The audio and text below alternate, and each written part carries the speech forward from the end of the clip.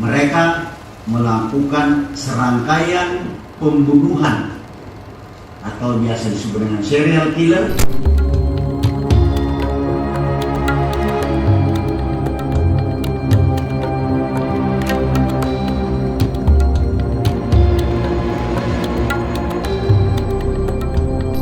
Rumit dan mengerikan. Sepertinya dua ini adalah kata yang pas untuk menggambarkan kasus pembunuhan berantai Wawon CS. Nah, kasus ini belakangan lagi jadi perbincangan publik nih. Soalnya kasus ini sampai menelan 9 korban jiwa. Sampai-sampai kasus ini disebut sebagai serial killer. Dan yang lebih parahnya lagi, orang-orang yang jadi korban dalam kasus pembunuhan berantai ini masih punya hubungan keluarga dengan tersangka bernama Wawon. Penasaran gimana ceritanya? Mari kita bahas kasus pembunuhan berantai Wawon CS.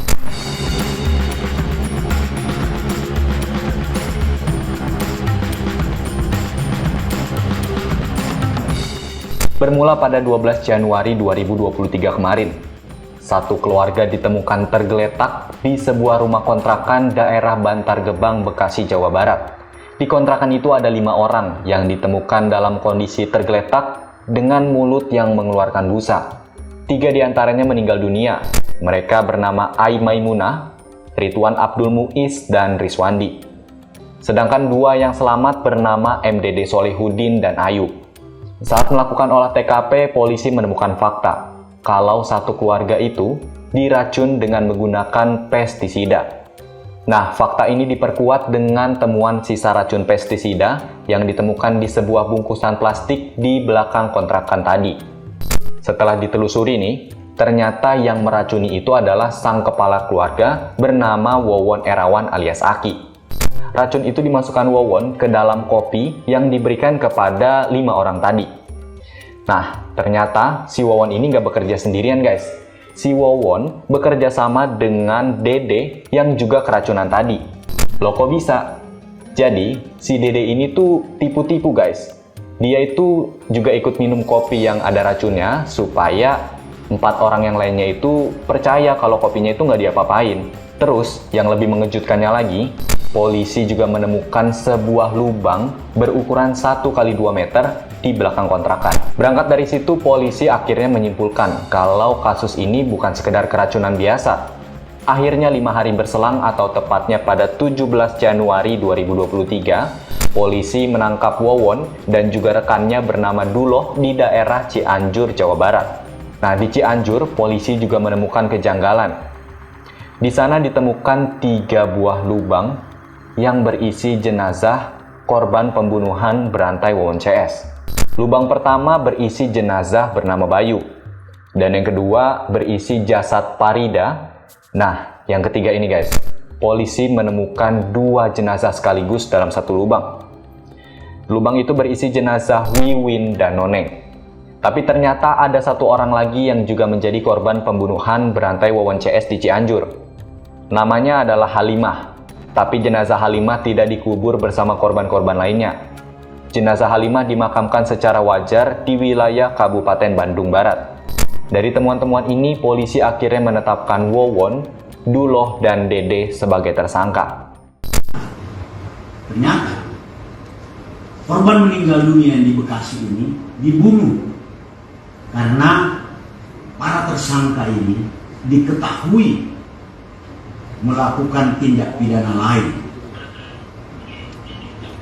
Apa tindak pidana lain itu? Mereka melakukan serangkaian pembunuhan atau biasa disebut dengan serial killer dengan modus operandi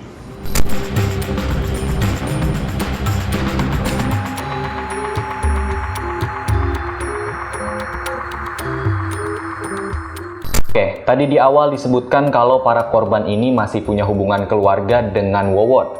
Jadi gini ceritanya.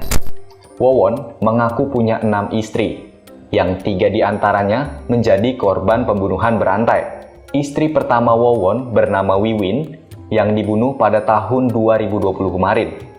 Nah, ibu dari Wiwin alias mertuanya si Wawon bernama Noneng juga ikut dibunuh.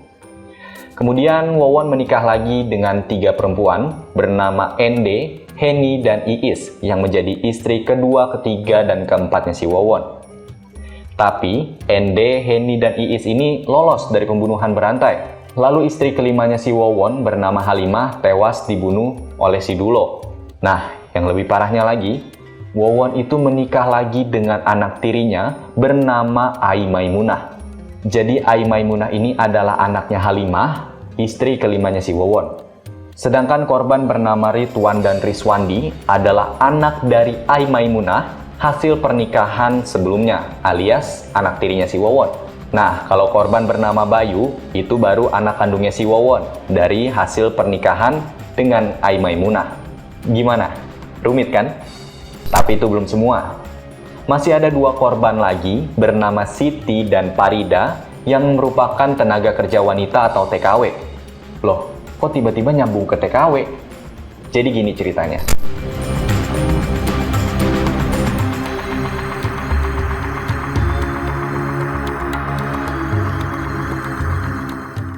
Tiga tersangka bernama Wawon, Duloh, dan Dede itu mengaku-ngaku punya kekuatan supranatural guys. Jadi mereka mengaku bisa mendatangkan kekayaan dengan cepat, bisa menggandakan uang.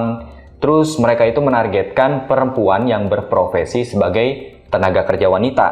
Sejauh ini terungkap sudah ada 11 TKW yang jadi korban penipuan berkedok pesugihannya Wawon CS. Nah, dari 11 TKW itu, 2 diantaranya menjadi korban pembunuhan. Mereka adalah Parida dan Siti. Parida ini meninggal dunia diduga juga diracun oleh Wawon CS. Sedangkan Siti, nah Siti ini parah nih guys. Siti diceburkan ke laut oleh Wawon dan Noneng, mertuanya si Wawon yang juga jadi korban tadi. Tapi jasad Siti kemudian ditemukan oleh warga dan dimakamkan di daerah Garut. Keuntungan Wawon CS dari hasil penipuan berkedok pesugihan ini nggak tanggung-tanggung guys. Wawon CS bisa meraup sampai 1 miliar rupiah dari modus pesugihannya. Terus hubungannya TKW sama keluarga tadi apa ya? Nah, jadi Wawon membunuh keluarganya karena mereka mengetahui kelicikan Wawon dan rekan-rekannya tadi yang menipu para TKW.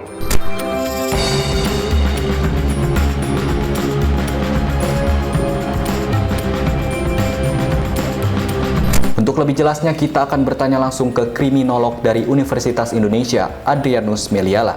Selamat malam, Pak Adrianus. Jadi, dari sudut pandang Pak Adrianus nih, sebagai seorang kriminolog, gimana Bapak melihat kasus pembunuhan berantainya Wawon CS ini? Mengingat kasus ini kan awalnya bermula dari temuan dugaan satu keluarga keracunan di Bekasi ya Pak. Kemudian polisi melakukan pendalaman, akhirnya ternyata terungkap ada kasus besar di dalamnya. Gimana menurut Pak Adrianus? Kita lihat bahwa bukan hanya soal penggandaan uang, tapi juga soal pesugihan. Nanti saya akan ceritakan. Itu yang pertama. Yang kedua, jangan lupa bahwa tadi saya katakan bahwa kasus ini tidak hanya melibatkan soal orang yang telah menyetorkan uang kepada sang dukun, lalu kemudian dukunnya karena tidak bisa bayar, lalu kemudian membunuh, tapi juga karena dukun itu sendiri, yakni Wawon dan kawan-kawan, itu kelihatannya menganggap bahwa, nah ini mungkin kepastiannya nanti tunggu sampai pemeriksaan polisi ya, memang merasa bahwa kemungkinan masih ada yang kurang dengan kekuatan supranaturalnya, kekuatan pesugihannya, gitu ya, sehingga dia harus mempertebalnya, meningkatkannya dengan kegiatan pemberian tumbal. Bisa juga kegiatan tumbal itu mungkin sekali sudah jatuh tempo, sudah deadline gitu ya.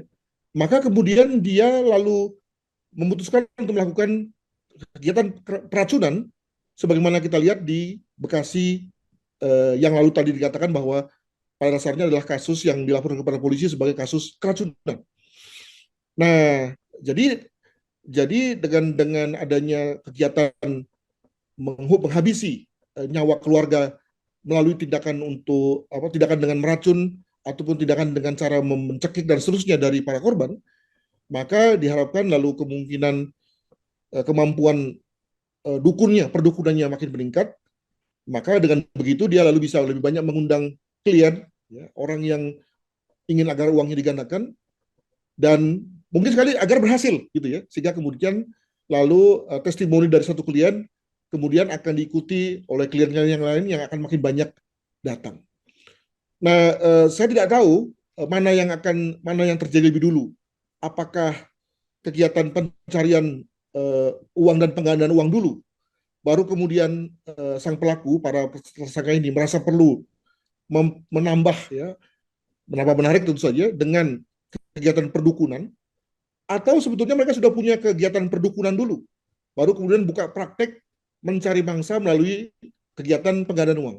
Nah, sekali lagi nanti tinggal kita akan cek dari keterangan dari kepolisian bahwa niat untuk membunuh, upaya membunuh itu sendiri berasal dari Wawon saja dan kawan-kawan untuk mendapatkan tumbal tadi, ya, tumbal tadi untuk kemudian melenyapkan mereka dan ujung-ujungnya lalu mendapatkan benefit, ya, kekuatan supranatural, gitu ya.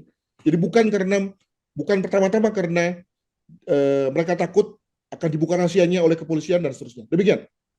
Kalau faktor ekonomi, apakah mungkin juga menjadi faktor di balik pembunuhannya Wawon CS ini?